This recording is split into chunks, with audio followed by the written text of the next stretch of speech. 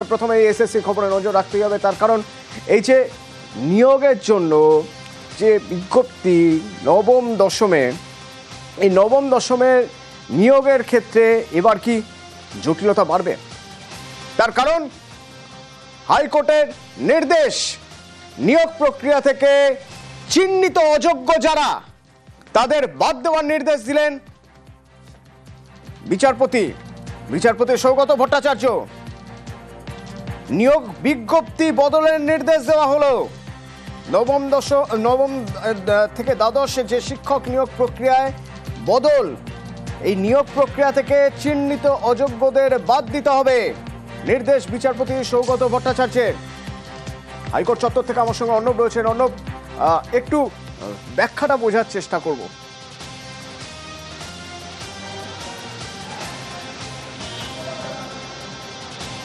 দেখো, আজকে প্রায় 9 জন মামলাকারী মামলা করেছিলেন। তার মধ্যে অন্যতম যোগ্য শিক্ষক শিক্ষিকা অধিকার মঞ্চের তরফেও একাধিক মামলা ছিল, এবং সেই মামলাতে বিচারপতি সৌগত ভট্টাচার্য 3টে জাজমেন্ট, অর্থাৎ কলকাতা হাইকোর্টের এসএসসি 26,000 চাকরি বাতিল মামলার রায় 22 এপ্রিল 2024, সুপ্রিম কোর্টের 3রা এপ্রিল যে রায়, যেক্ষেত্রে এই 26,000 চাকরি বাতিল করে নতুন করে নিয়োগ প্রক্রিয়া করার কথা বলা হয়, আর 17 এপ্রিল একটা রায়। এই 3টে রায়কে একযোগে দেখে এবং সব পক্ষে সওয়াল জবাব করার পর বিচারপতি সৌগত ভট্টাচার্য জানিয়েছেন, সুপ্রিম কোর্টের রায়ের মধ্যে এটা একেবারে জলের মতো স্পষ্ট যে চিহ্নিত অযোগ্য কারা বা চিহ্নিত দাগী কারা, তাদের এই নতুন পরীক্ষায় বসার কোনো এখতিয়ার নেই, তাদের কোনো অধিকার নেই।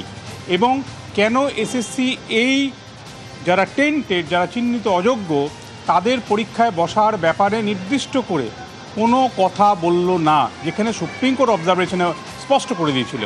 তাই বিচারপতি সৌগত ভট্টাচার্য জানিয়েছেন, আদার্স যা রুলস হয়েছে, অর্থাৎ 29শে মে যে নতুন রুল তৈরি হয়েছে নবম দশম একাদশ দ্বাদশের, সেই রুলের অন্য কোনো সাবজেক্ট নিয়ে তিনি কোনো রকম নির্দেশ, হস্তক্ষেপ বা পর্যবেক্ষণ রাখছেন না।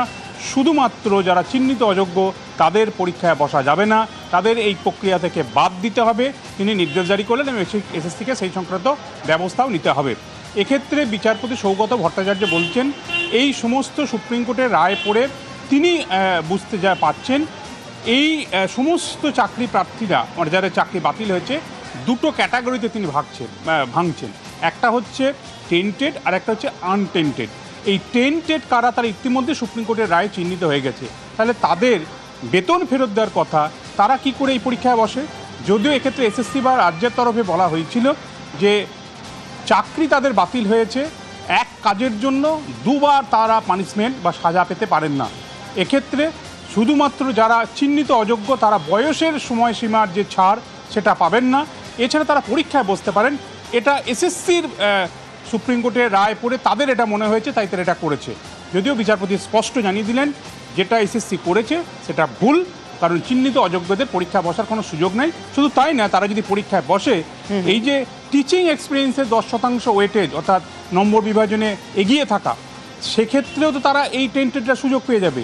যে চাকরিটা তারা করলেন প্রতারণার মাধ্যমে, একেবারে কোর্ট আনকোর্ট বিচারপতি বলেছেন, this service product of student বা চিটিং, অর্থাৎ প্রতারণার মাধ্যমে, জালিয়াতির মাধ্যমে যারা চাকরি পেয়েছে, সেই চাকরির কোনো টিচিং এক্সপিরিয়েন্সও হতে পারে না। তাই এই দাগীদের বা চিহ্নিত অযোগ্যদের পরীক্ষায় বসা যাবে না, স্পষ্ট নির্দেশ জারি করে দিলেন বিচারপতি সৌগত ভট্টাচার্য। ধন্যবাদ অর্ণব। আজকে মহামান্য বিচারপতি বললেন, যারা টেন্টেড ক্যান্ডিডেট তাদের নতুন নিয়োগ প্রক্রিয়ায় বসতে পারবেন না। ইভেন যারা অলরেডি অ্যাপ্লিকেশন করে ফেলেছেন, যেহেতু 14 তারিখ থেকে অ্যাপ্লিকেশন শুরু হয়ে গেছিল, তাদের ওই অ্যাপ্লিকেশনগুলো ক্যান্সেল করতে বলেছেন। নিয়োগের যে বিধি পরিবর্তন, অর্থাৎ ওই নাম্বার ডিভিশনের যে পরিবর্তন, সেটা তিনি ওই পয়েন্টে এন্টারটেন করেননি, বলেছেন যে না, যেমনভাবে চলছিল ওইভাবেই চলবে। প্রথমত হচ্ছে চিহ্নিত দাগীদের চিহ্নিত করবে কে? এসএসসি। সে চিহ্নিত করলো কোথায়, করছে কোথায়? সেইটার জন্যই তো আমাদের এখানে এসে বসে থাকা, এত আন্দোলন, এত মার। তাদেরকে চিহ্নিত যদি না করে, পরবর্তীকালে এই প্যানেল তো আবার ঝুলে যাবে। কারণ পরবর্তীকালে যখন পরীক্ষার পরে যখন আবার এখানে নিয়োগ প্রক্রিয়া শুরু হওয়ার একটা সম্ভাবনা দেখা দেবে এখান থেকে, তখন যদি কোনো চিহ্নিত ধরা পড়ে যে চিহ্নিত পরীক্ষা দিয়েছিল, তখন কি হবে? এসএসসি বা পর্ষদ সেটাকে চিহ্নিত করতে পারে, কারণ ওনারাই জানে কারা টেন্টেড, কারা আনটেন্টেড, কারা চিহ্নিত দাগী, কারা চিহ্নিত দাগী নয়। এটা কিন্তু সম্পূর্ণ এসএসসি জানে। এখনও একটা জায়গা রয়েছে রিভিউ পিটিশন, সেই দিকটাকে যাতে ভালোভাবে দেখা যায় বা সব কিছু তথ্য দিয়ে যাতে যারা আমাদের এই যোগ্য আছে 15,403 তাদেরকে যাতে সসম্মানে ফিরিয়ে আনা যায় সেই চেষ্টা রাজ্য সরকারের নেওয়া দরকার ছিল। আমাদের যে অ্যাপয়েন্টিং অথরিটি আমাদেরকে নিয়োগ করলো 2016 সালের অ্যাপয়েন্টমেন্ট অথরিটি, সেখানে করাপশন হয়েছে, সেটা সিবিআই ইনভেস্টিগেশনে প্রমাণিত। সেখানে দুটো ভাগ হয়েছে, not specifically found to be tainted এবং টেন্টেড। আমাদের যে অ্যাপয়েন্টিং অথরিটি এসএসসি, টেন্টেডদের টার্মিনেশন ধরানো কিংবা তাদের টাকা ফেরতের ব্যাপারে কোনো তাদের হেলদোল নেই। হাইকোর্টে চলে গেল, তাদেরকে কিভাবে পরীক্ষায় বসাবে সে জোড়াজুড়ি করতে। যোগ্যতার ভিত্তিতে চাকরি পেল, তাদেরকে বাঁচানোর তাদের কোনো উদ্দেশ্য নেই। হোল প্যানেলটা ক্যান্সেল হলো একমাত্র অপদার্থ এসএসসির জন্য। আজকে সবাই পথে বসে গেলাম শুধুমাত্র এই অযোগ্য এসএসসির জন্য। 2019 সাল ইস্ট ওয়েস্ট মেট্রো প্রকল্পের কাজ চলছে বউবাজারে, হঠাৎ ঘটে গেল বিপত্তি, হুড়মুড়িয়ে ভেঙে পড়ল বাড়ি।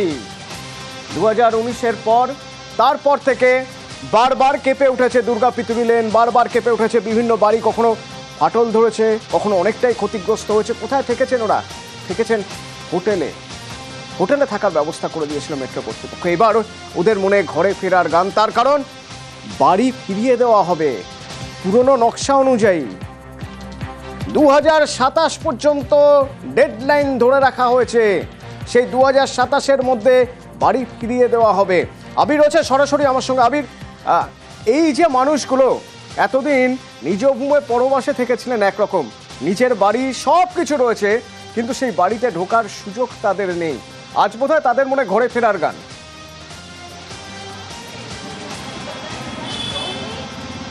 অতনু তাই একেবারেই। এবং তুমি জানো যে এক রাতের মধ্যে একসঙ্গে একাধিক বাড়ি ভেঙে পড়ার ঘটনা কলকাতা শহরে কার্যত নেই বললেই চলে। এবং যে ধরনের পরিস্থিতির শিকার সেখানকার মানুষজনকে হতে হয়েছিল, এখনো পর্যন্ত তার রেশ তাদেরকে বয়ে বেড়াতে হচ্ছে। এবং সেখানে প্রচুর বাড়ি ছিল যে বাড়িগুলো শতাব্দী প্রাচীন, এবং সে বাড়ি যে ঐতিহ্যশালী ছিল এবং তাতে যে পরিমাণ ঐতিহাসিক জিনিস ছিল তা কার্যত মাটির তলায় চলে যায়। এবং বিভিন্ন সময় জুড়েও 2019 থেকে 2022 পর্যন্ত আমরা দেখেছি যে বউবাজারের দুর্গাপিতুরি লেন, তারপর হচ্ছে শাকরাপাড়া লেন সহ একাধিক যে জায়গা রয়েছে সেখানে একাধিক বাড়িতে ফাটল, সে ফাটল চওড়া হয়েছে, বারবার ধরে তাদেরকে বার করে নিয়ে যাওয়া হয়েছে হোটেলে, কাউকে অন্যত্র নিয়ে গিয়ে রাখা হয়েছে। এবং পরবর্তী সময়ে আরও 3টে বাড়ি এমন পরিস্থিতিতে সম্মুখীন হয় যেগুলোকে ভেঙে ফেলতে হয়। তো সব মিলিয়ে সেই 24টি বাড়ি, তার যে 74টি পরিবার, তাদের হাতে বাড়ি ফিরিয়ে দেওয়ার সিদ্ধান্ত নেওয়া হয়েছে। এবং পাকাপাকি সিদ্ধান্ত, এবং কেএমআরসিএল সূত্রের যেটা খবর, 2027-এর মাঝামাঝি সময় থেকে এই পরিবারগুলোর হাতে তাদের বাড়ির চাবি তুলে দেওয়া হবে। এবং এই কাজের জন্য প্রায় 27 কোটি 87 লক্ষ টাকা খরচ হবে। এবং 15টি বাড়ি যেগুলো ক্ষতিগ্রস্ত হয়েছিল সেগুলোকে সংস্কারের কাজও ইতিমধ্যে শুরু করা হয়েছে, এবং তার জন্য আলাদা করে 6 কোটি টাকা ধরা হয়েছে। এবং ওই অঞ্চলীকে দেখতে পাওয়া গিয়েছে যে সংস্কারের কাজ তারা শুরু করে দিয়েছেন। তবে যারা সেখানকার বাসিন্দা, যারা বাড়ি হারিয়েছেন, তাদের যেটা বক্তব্য যে দীর্ঘদিন ধরে তুমি যে বাক্য বললে যে নিজ ভূমে পরবাসী হয়ে তাদেরকে থাকতে হয়েছে, তাদেরকে নিজেদের আস্তানা ছেড়ে থাকতে হয়েছে, নিজেদের যে যোগাযোগ সেখানকার সঙ্গে তাদের নষ্ট হতে শুরু করেছিল, তারাও চাইছেন যে দ্রুত তাদের হাতে বাড়ি তুলে দেওয়া হোক এবং আর যাতে কোনো দেরি না হয়। ইতিমধ্যেই হচ্ছে কলকাতা পুরসভার সঙ্গে দফায় দফায় মেট্রোর বৈঠক হয়েছে। কলকাতা পুরসভার তরফ থেকে বিশেষ অনুমোদনও দেওয়া হয়েছে বাড়ি তৈরি করার কাজের জন্য, এবং সেই মোতাবেক বাড়ি তৈরির যে কাজের যে প্রক্রিয়া তাও শুরু করে দিয়েছে হচ্ছে কেএমআরসিএল। ফলে সব মিলিয়ে বউবাজারে যে বিপর্যয় ঘটেছিল সেই বিপর্যয়ের জন্য যাদেরকে গৃহহীন হতে হয়, তারা 2027-এর মাঝামাঝি সময় থেকে তারা পুনরায় সেই জায়গাতে ফিরতে পারবেন, নিজেরা ফের বাড়ি ফেরত পাবেন, এমনটাই আশা তারা রাখছেন। এবং সেই স্বস্তির খবর কেএমআরসিএল তরফ থেকে দেওয়া হচ্ছে। ধন্যবাদ আবির। কবে দেবে এই তো বলেছিল যে জুন মাস থেকে কাজ শুরু করবে, আবার এখন জুন মাস থেকে এখন বলছে কবে নভেম্বর, শুনছি 2025-এর নভেম্বর না 2027-এর নভেম্বর শুরু হবে, জানি না। ওরা জবে দেবে, এখন ওদের হাতের মধ্যেই তো আছে।